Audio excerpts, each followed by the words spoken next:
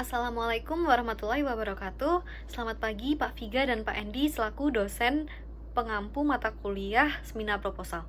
Perkenalkan, saya Jiani Dasana dengan NIM 184245571 PT 07623 akan mempresentasikan proposal penelitian saya yang berjudul Pengaruh Selubung Rumput Laut Eusebia cottonii dan kemasan vakum terhadap kualitas long egg asin ready to eat dalam penyimpanan dingin. Di bawah dosen pembimbing Ibu Endang Wahyuni, Sarjana Peternakan Magister Biotech. Latar belakang dari penelitian ini yang pertama yaitu telur tidak tahan lama dan mudah mengalami kerusakan. Lamanta et al. 2020 menyatakan bahwa telur yang disimpan pada suhu ruang memiliki daya tahan selama 10-14 hari. Latar belakang penelitian saya yang kedua yaitu pengasinan dapat memperpanjang umur simpan telur. Vinata et al. 2015 menyatakan bahwa pengasinan merupakan salah satu cara untuk memperpanjang umur simpan telur. Pengasinan dapat memperpanjang umur simpan telur karena pengasinan dilakukan dengan menggunakan garam yang berfungsi sebagai pengawet, perasa, sekaligus mampu mengurangi kelarutan oksigen yang diperlukan oleh mikroba dan menghambat kerja enzim proteolitik serta menyerap air dari dalam telur. Latar belakang penelitian saya yang ketiga yaitu makanan ready to eat dapat dijadikan sebagai makanan alternatif yang praktis dan bergizi tinggi. Chen et al. 2020 menyatakan bahwa makanan ready to eat merupakan makanan yang diolah dalam bentuk setengah jadi atau jadi yang dapat dipanaskan kembali atau langsung dapat dimakan. Latar belakang penelitian saya yang keempat yaitu rumput laut berfungsi sebagai antioksidan. Podungge et al. 2018 menyatakan bahwa manfaat lain dari rumput laut Eusebia cottonii yaitu sebagai sumber antioksidan alami. Hal ini dikarenakan rumput laut Eusebia cottonii memiliki senyawa fenolik yang mana senyawa tersebut merupakan salah satu kandungan rumput laut yang berperan sebagai antioksidan. Pemberian antioksidan dapat mencegah pembentukan radikal baru dan menghambat proses autooksidasi. Latar belakang penelitian saya yang kelima yaitu pengemasan vakum dapat memperpanjang umur simpan. Mulyadi et al. 2016 menyatakan bahwa salah satu teknik untuk memperpanjang masa simpan dan menjaga kualitas sensori dari suatu produk pangan adalah dengan pengemasan vakum.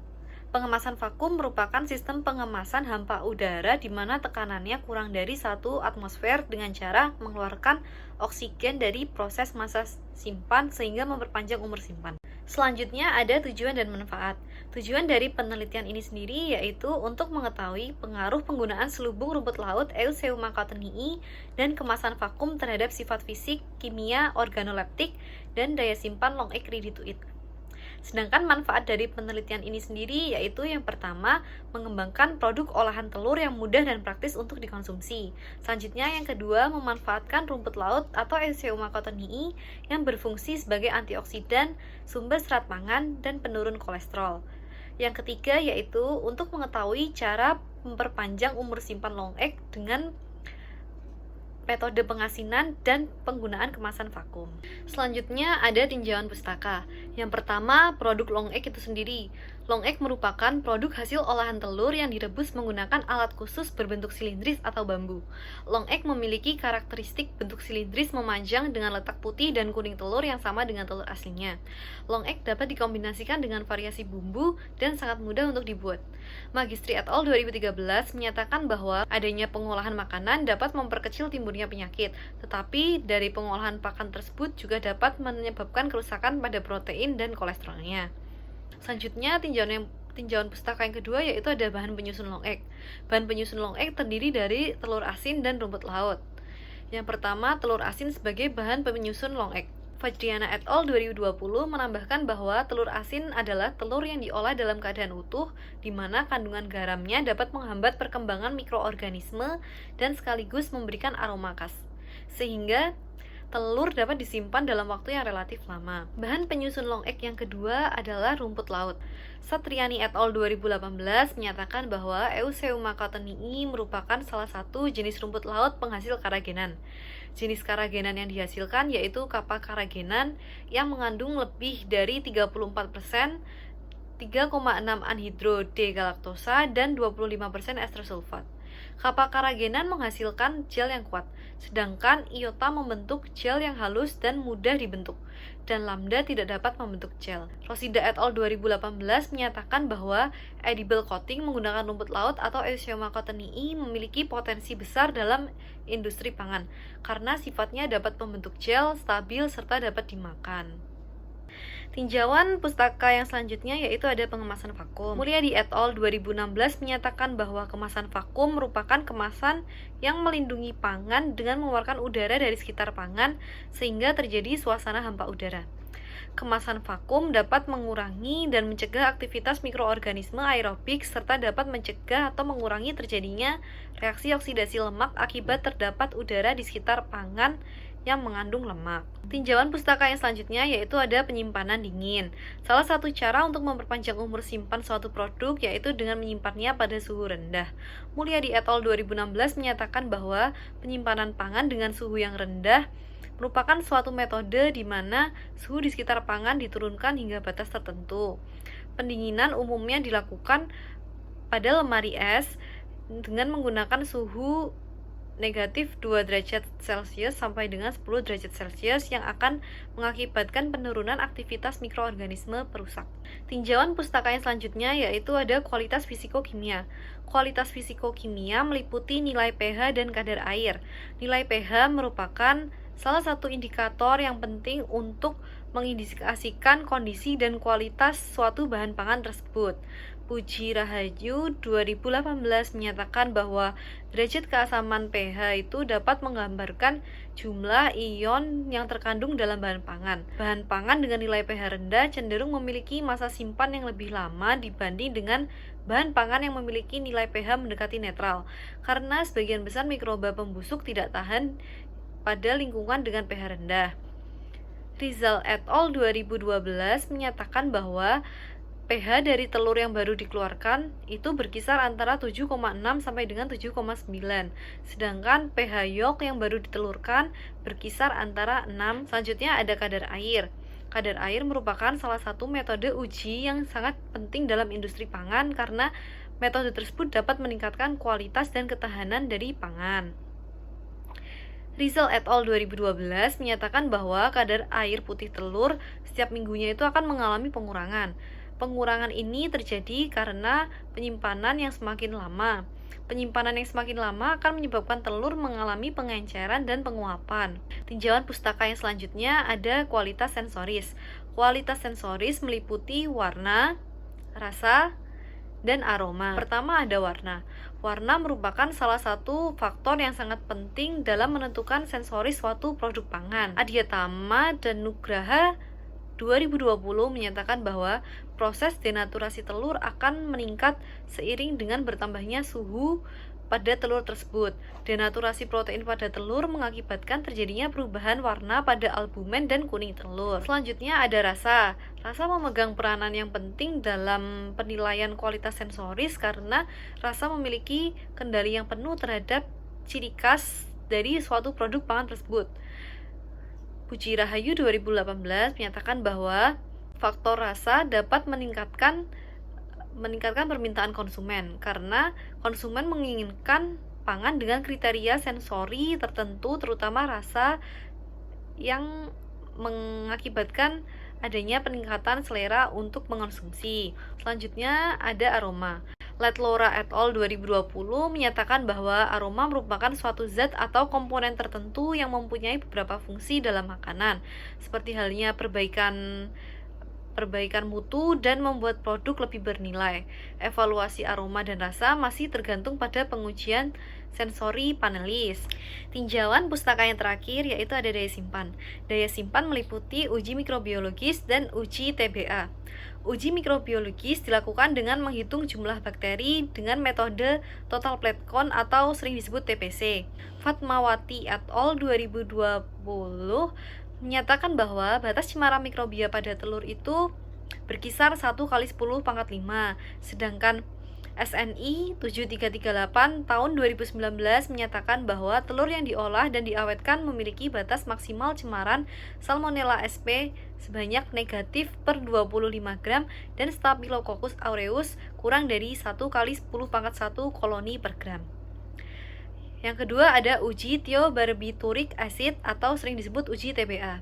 Uji TBA merupakan uji yang digunakan untuk menentukan adanya ketengikan. Lemak yang tengik akan berinteraksi dengan asam TBA dan menghasilkan warna merah. Vastawa et al. 2016 menyatakan bahwa batas ambang nilai TBA pada telur infertil yaitu 1-2 mg per kilo. Selanjutnya ada landasan teori. Landasan teori di sini mencakup 3 materi, yaitu telur, rumput laut, dan kemasan vakum. Yang pertama ada telur. Telur itu memiliki kelemahan yaitu telur rebus tanpa kerabang memiliki sifat yang mudah rusak, baik kerusakan fisik, kimiawi, sensoris, maupun kerusakan mikrobiologis akibat mikroorganisme melalui pori-pori telur. Yang kedua ada rumput laut atau Eusebia cottonii. Eusebia cottonii memiliki kandungan fenolik yang berperan sebagai antioksidan. Selanjutnya ada kemasan vakum. Pengemasan secara vakum dapat mengurangi jumlah oksigen dalam kemasan, menghambat pertumbuhan mikroorganisme, dan memperpanjang umur simpan dari suatu produk pangan tersebut. Karena pada produk kemasan vakum, oksigen yang terdapat di dalamnya akan dihilangkan, sehingga dapat mencegah adanya kontaminasi udara yang masuk ke dalam suatu produk pangan tersebut. Selanjutnya ada hipotesis. Hipotesis dari penelitian ini yaitu penggunaan selubung rumput laut Eusebia cottonii dan penggunaan kemasan vakum dapat mencegah terjadinya reaksi oksidasi lemak pada produk long egg serta meningkatkan kualitas fisikokimia, sensoris, dan daya simpan dari long egg itu sendiri. Selanjutnya ada waktu dan tempat penelitian. Penelitian pengaruh selubung rumput laut atau Eusebia cottonii terhadap kualitas long egg ready to eat yang diasinkan dan dikemas dengan kemasan vakum akan dilakukan pada bulan Januari sampai dengan Maret 2022. Selanjutnya, penelitian ini akan dilaksanakan pada Laboratorium Ilmu dan Teknologi Susu dan Telur, Fakultas Peternakan, Universitas Gadjah Mada. Selanjutnya ada materi. Materi di sini meliputi alat dan bahan yang digunakan dalam penelitian. Yang pertama, alat yang digunakan dalam penelitian yaitu ada cetakan long egg. Selanjutnya ada panci pengukus, kemudian ada loyang, timbangan digital, panci perebus, blender, oven, alat vakum, gelas beaker, gelas ukur, X separator, vortex, cawan Petri, spidol, counter, pH meter, pipet, laminar airflow, mikropipet, bunsen, desikator, dan termometer. Selanjutnya, bahan yang digunakan dalam penelitian ini diantaranya yaitu telur ayam layer, kemudian ada rumput laut atau Eusebia cottonii, kemudian ada tepung tapioka, gliserol, garam, mentega, aquades, plastik vakum, media PCA, larutan BPW 0,1%, NaCl fisiologis, kertas kuesioner, dan pulpen. Selanjutnya ada metode pembuatan dari penelitian yang akan saya laksanakan. Yang pertama ada pembuatan telur asin untuk bahan long egg. Yang pertama, telur ayam dicuci kerabangnya hingga bersih, kemudian direndam dengan larutan garam selama 10 menit pada ember untuk menghasilkan telur ayam yang asin. Selanjutnya tambahkan abu dari arang dan dituangkan air sedikit demi sedikit sambil mengaduk bahan-bahan tersebut hingga menjadi adonan yang dapat dibentuk. Selanjutnya sediakan sekam padi untuk menggulirkan telur yang sudah dibungkus dengan adonan tersebut dan disusun rata dalam ember tertutup selama 10 hari. Metode yang kedua yaitu pembuatan selubung rumput laut Eusebia cottonii. Alat dan bahan pembuatan selubung rumput laut disiapkan terlebih dahulu. Selanjutnya, rumput laut Eusebia cottonii dicampur dengan aquades dan dihaluskan dengan menggunakan blender. Rumput laut yang sudah dihaluskan dimasukkan ke dalam panci perebusan dan ditambahkan aquades, tepung tapioka, serta gliserol untuk diaduk secara terus-menerus hingga teksturnya mengental seperti gel. Adonan selubung yang sudah mengental selanjutnya dituang pada loyang dengan ketebalan sekitar 3 mm dan didinginkan hingga mengering. Metode yang ketiga yaitu pembuatan long egg. Telur ayam asin dipisahkan kuning dan putih telurnya menggunakan X separator. Kemudian putih telur dan kuning telur diaduk masing-masing tetapi jangan sampai berbuih. Kemudian cetakan long egg disiapkan dan diolesi dengan minyak. Selanjutnya air direbus pada panci pengukus hingga mendidih dan kuning telur dimasukkan ke dalam silinder lapisan luar serta direbus selama 30 menit sampai memadat. Selanjutnya, silinder kecil pada cetakan long egg bagian dalam dikeluarkan, kemudian putih telur dimasukkan dan dikukus hingga matang. Long egg kemudian dibungkus menggunakan selubung rumput laut yang sebelumnya sudah dibuat dan dikemas dengan plastik vakum dan disimpan dalam lemari pendingin selama 15 hari. Metode yang selanjutnya yaitu ada metode pengujian kualitas fisik long egg. Pengujian kualitas fisik long egg itu meliputi uji nilai pH dan uji kadar air. Yang pertama, nilai pH. Sampel long egg sebanyak 5 gram diambil, kemudian dipotong kecil-kecil dan dimasukkan ke dalam beaker glass. Selanjutnya, long egg ditambahkan dengan aquades sebanyak 18 ml dan diaduk hingga homogen. Kemudian pH dari sampel long egg tersebut diukur menggunakan pH meter. Selanjutnya ada kadar air. Pengujian kadar air dilakukan dengan cara sampel long egg diambil sebanyak 10 gram dan dimasukkan ke dalam cawan Petri, kemudian di oven selama 24 jam dengan suhu 105 derajat Celcius. Hasil pengovenan kemudian diambil dan ditimbang. Selanjutnya dihitung kadar airnya dengan menggunakan rumus kadar air, yaitu persen kadar air sama dengan W min W1 dikali 100 per W, dengan keterangan W sebagai berat sampel awal dan W1 sebagai berat sampel setelah dikeringkan. Selanjutnya metode yang ketiga ada pengujian sensoris. Uji sensoris dilakukan secara langsung dengan mengamati parameter warna, rasa, dan aroma. Metode pengujian yang selanjutnya yaitu ada uji TPC. Sampel long egg sebanyak 25 gram dimasukkan ke dalam wadah steril dan dicampur dengan 225 ml larutan BPW 0,1% steril. Selanjutnya sampel long egg dan larutan BPW dihomogenkan dengan vortex selama 1-2 menit. Hal ini dimaksudkan untuk mendapatkan larutan dengan pengenceran 10⁻⁻⁻⁰. Suspensi pengenceran 10⁻⁻⁰ kemudian dipindahkan dengan pipet steril ke dalam larutan 9 ml BPW untuk mendapatkan pengenceran 10⁻⁻2, pengenceran 10⁻⁻3, 10⁻⁻4, 10⁻⁻5, dan seterusnya. Pengenceran dilakukan sama seperti halnya langkah awal, yaitu 1 ml suspensi dari setiap pengenceran dimasukkan ke dalam cawan Petri 15 ml sampai dengan 20 ml. PCA yang sudah didinginkan hingga temperatur 45 derajat Celcius kemudian ditambahkan pada masing-masing cawan yang sudah berisi suspensi. Selanjutnya, sampel pada media PCA yang sudah tercampur seluruhnya dilakukan pemutaran ke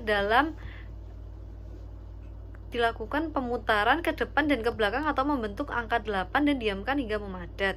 Kemudian larutan sampel dan media PCA yang telah padat selanjutnya diinkubasi pada temperatur 34 derajat Celcius sampai dengan 36 derajat Celcius selama 24 hingga 48 jam dengan peletakan cawan pada posisi terbalik.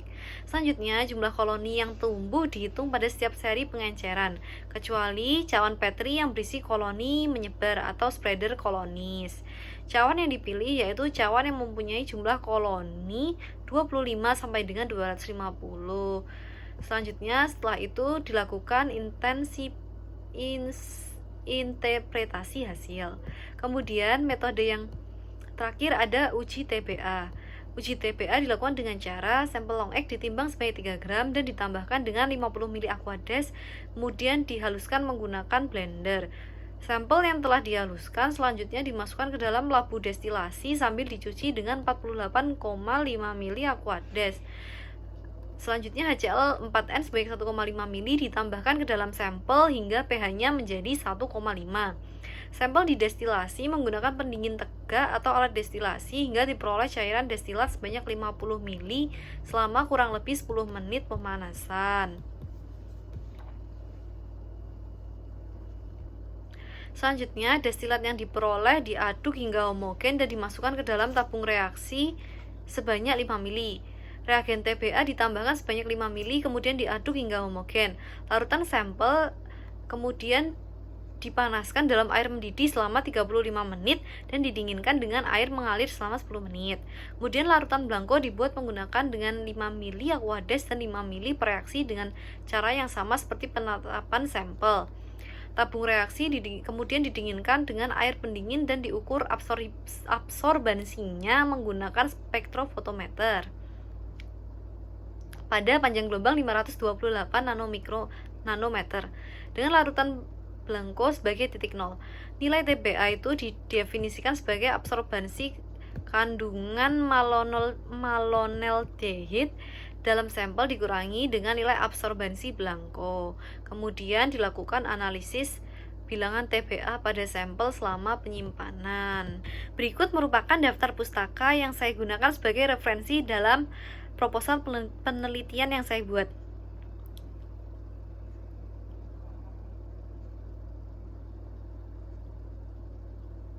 Cukup sekian presentasi usulan proposal yang telah saya buat. Apabila ada kurang dan lebihnya, saya mohon maaf pada Pak Endi, Pak Viga, dan teman-teman semua. Terima kasih atas perhatian yang telah diberikan. Wassalamualaikum warahmatullahi wabarakatuh.